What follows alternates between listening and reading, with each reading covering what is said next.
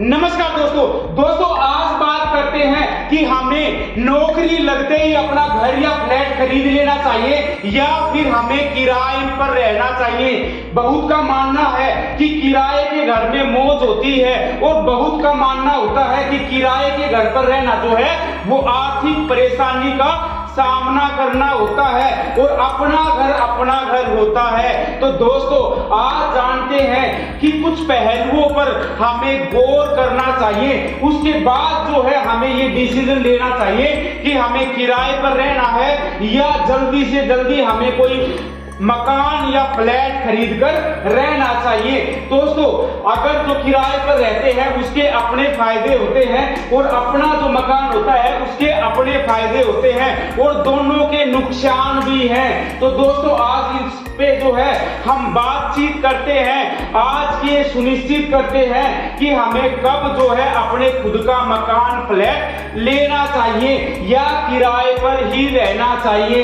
दोस्तों बहुत से आदमी क्या करते हैं, वो नौकरी लगते ही सबसे पहले जो है वो फ्लैट या फिर मकान ले लेते हैं। दोस्तों उनका सबका अपना एक सपना होता है कि खुद का घर हो और घर से जो है इमोशनल एंगल जुड़े रहते हैं, लेकिन बहुत से आदमी जो है वो नौकरी पर लगते ही जो है वो मकान या फ्लैट खरीदने की सोचते हैं और खासकर मेट्रो सिटीज में। दोस्तों मेट्रो सिटी में जब वो रहते हैं तो उन्हें आसानी से होम लोन मिल जाता है और जो डाउन पेमेंट करके जो है वो जो अपनी सेविंग को जो है डाउन पेमेंट में झोंक देते हैं और जो है नौकरी लगते ही जो है आसानी से होम लोन मिलने के कारण जो है घर और फ्लैट खरीद लेते हैं। तो दोस्तों आज दोनों पहलुओं के बीच का अंतर समझेंगे और अगर आप दोनों पहलुओं के बीच में जो है कुछ विचार कर लोगे, दोनों तर्कों के बीच का फैसला कर लोगे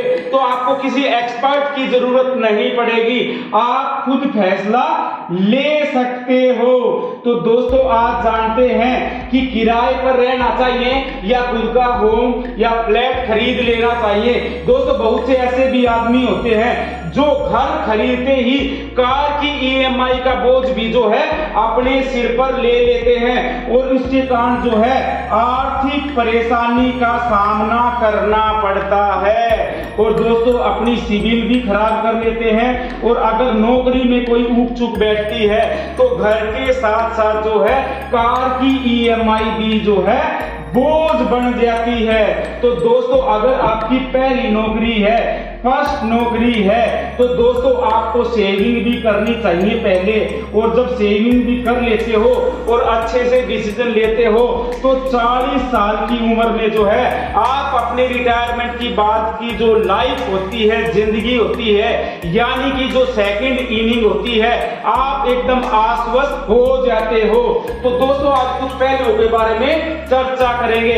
सबसे पहला पहलू है दोस्तों, अगर जो आपकी सैलरी है उस सैलरी का 20 से 25% से ज्यादा ईएमआई नहीं होनी चाहिए। दोस्तों अगर आपकी सैलरी जो है वो 1 लाख है तो 25,000 से ज्यादा सैलरी नहीं होनी, 25,000 से ज्यादा ईएमआई नहीं होनी चाहिए।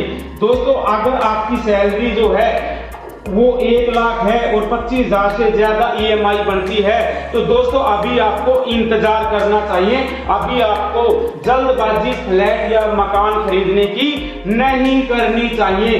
दूसरा दोस्तों जो होम लोन होता है वो कम से कम 20 साल का होता है और ज्यादा से ज्यादा 30 साल तक का होता है। तो दोस्तों लंबे समय तक की ईएमआई आपको चुकानी होती है। और दोस्तों अगर आपकी सैलरी वो 50,000 से 70,000 के बीच में है तो आपको 1 लाख तक की सैलरी जो है हो जाने का इंतजार करना चाहिए। और दोस्तों जितना ज्यादा आप डाउन पेमेंट दोगे उतनी कम जो है वो ईएमआई होती है।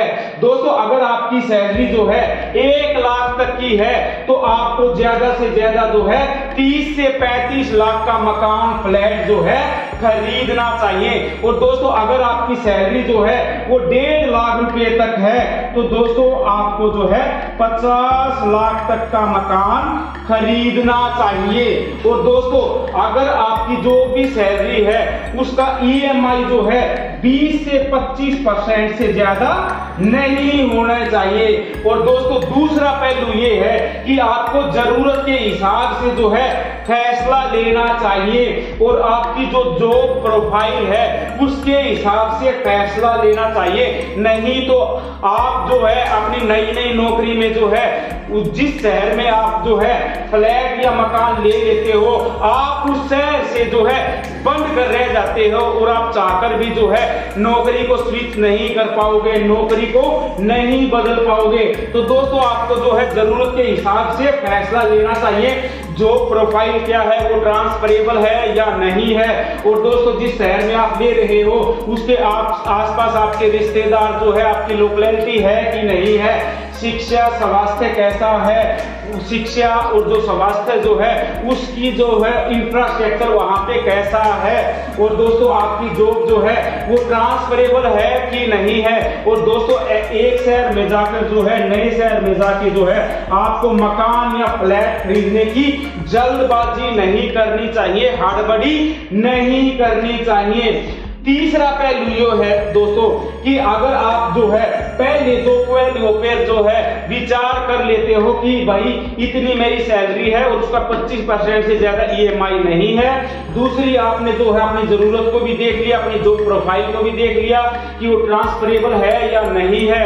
और तो दोस्तों अब आपको जो है प्रॉपर्टी का चयन भी जो है सोच समझ के करना चाहिए। आप फ्लैट लेना है कि या लैंड से जुड़ा घर लेना है या सिर्फ लैंड लेनी है, ये सब चीजें जो है आपको प्रॉपर्टी का चयन अच्छे से कर लेना चाहिए। आपका जो लोकेशन है वो कैसी है और दोस्तों जो रेंट है वो कितना है उस लोकल एरिया में, उस लोकेलिटी में जो है उस लोकेशन पे रेंट कितना है। दोस्तों जो आपने फ्लैट या मकान लिया है तो दोस्तों जो सालाना जो है 8% की कीमत में बढ़ोतरी कम से कम होनी चाहिए।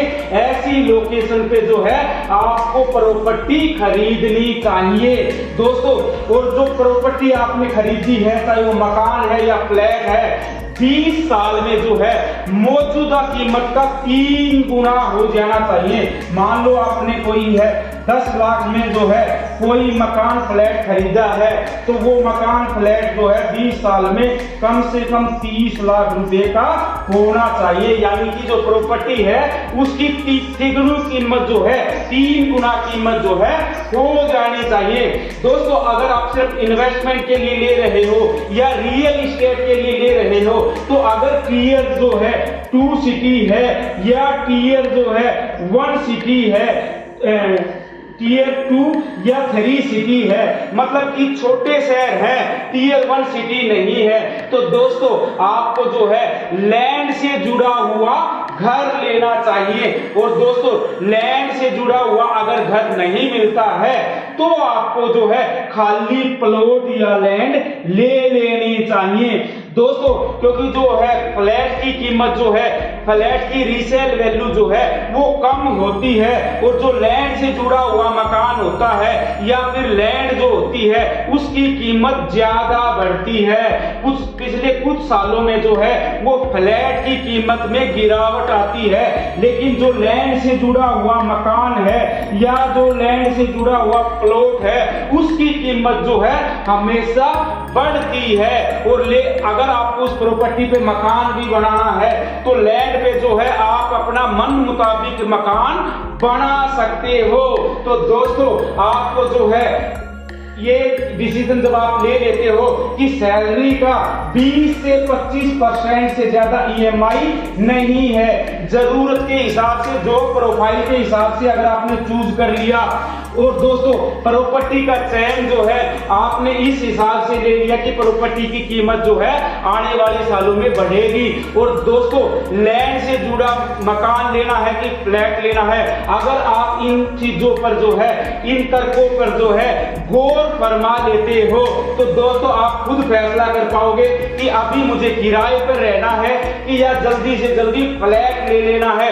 दोस्तों जो पहली नौकरी होती है, फर्स्ट नौकरी होती है, और दोस्तों हम जो है नौकरी मिलते ही अगर मकान ले लेते हैं तो दोस्तों हमारी नौकरी का कोई भरोसा नहीं होता, और दोस्तों हम जो है जल्दबाजी में मकान फ्लैट ले लेते हैं और दोस्तों हमारे ऊपर जो है ईएमआई का बर्डन आ जाता है, और जो हमारी सेविंग होती है ऑलरेडी वो हम डाउन पेमेंट में झोंक देते हैं। तो दोस्तों हमें जो है 1 लाख तक की सैलरी का इंतजार करना चाहिए, उसके बाद ही हमें कोई मकान या फ्लैट लेने की सोचनी चाहिए। अदरवाइज 1 लाख से नीचे अगर सैलरी है तो अगर किराए पर रहना है जब तक, तब तक रह लेना चाहिए। जब तक आप अच्छी तरह से सेटल नहीं हो जाते तब तक जो है आप मकान लेने का फैसला नहीं करना चाहिए, और मकान लेते ही कार की ईएमआई का बोझ भी अपने सिर पर नहीं लेना चाहिए।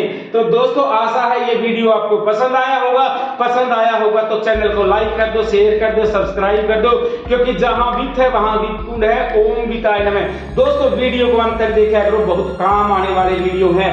मेरे मुल्क के सम्मानित साथियों, अगर आप चैनल पर नए हैं तो चैनल को सब्सक्राइब करने के साथ साथ बेल आइकन जरूर दबाएं ताकि हमारी नोटिफिकेशन आप तक पहुंच सके। ओम वित्ताय नमः। राम राम भाइयों।